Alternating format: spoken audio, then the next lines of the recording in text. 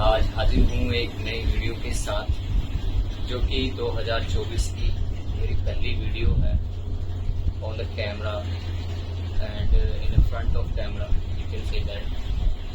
So basically जो video है ये आज की रिलेटेड टू एनवायरनमेंट है, रिलेटेड टू हमारे पर्यावरण में जो बदलाव आ रहे हैं या हम पर्यावरण का किस तरीके से ध्यान रख पा रहे हैं, नहीं रख रहे हैं, क्या करना चाहिए, उसके रिलेटेड है।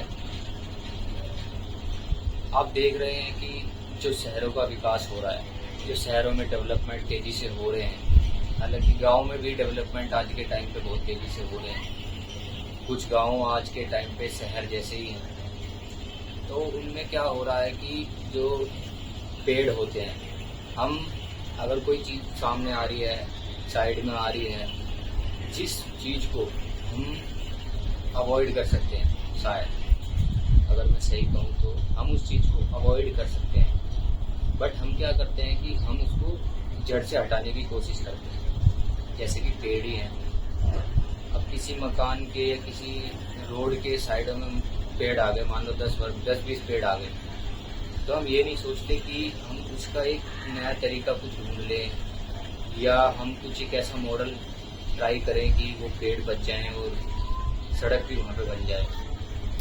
हम ये सोचते हैं कि सब चीज़ें परफेक्ट हो। कुछ ऐसी चीज़ें हैं कि हम कर सकते हैं, जैसे कि पालतू जानवर। अब फालतू जानवर कौन से होते हैं? फालतू जानवर वो होते हैं जिन्हें हम यूज़ करते हैं सिर्फ ज़रूरत के लिए और बाकी वो उन्हें छोड़ देते हैं। सबसे ज़्यादा उसमें गाय आती है, बैल आते हैं और डॉग्स आते हैं। डॉग्स तो खैर कोई नहीं, डॉग्स तो नेचुरल है, डॉग्स तो कोई दिक्कत नहीं है, बट ज़्यादा डॉग्स होना भी एक तरीके का हार्म ही है। कुल मिला के संतुलन की बात होनी चाहिए, संतुलन बना रहना चाहिए और संतुलन ही हमेशा आगे तक चलना चाहिए।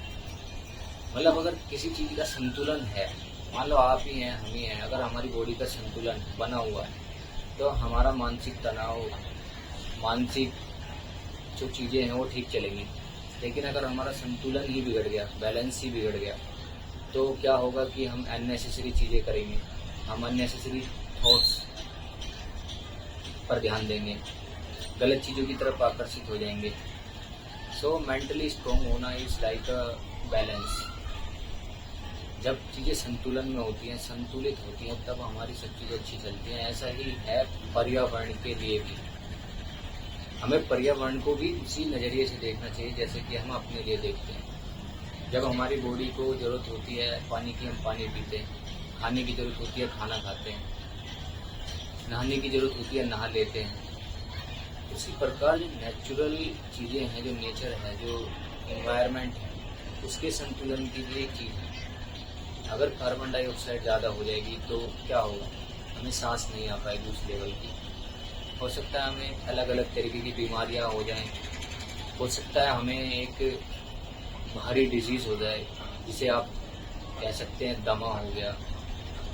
बहुत से बोलते हैं बीड़ी सिगरेटिंग से होता है, लेकिन जो नहीं पीते उनको भी दमा हो जाता है। तो इट्स लाइक एयर पोल्यूशन।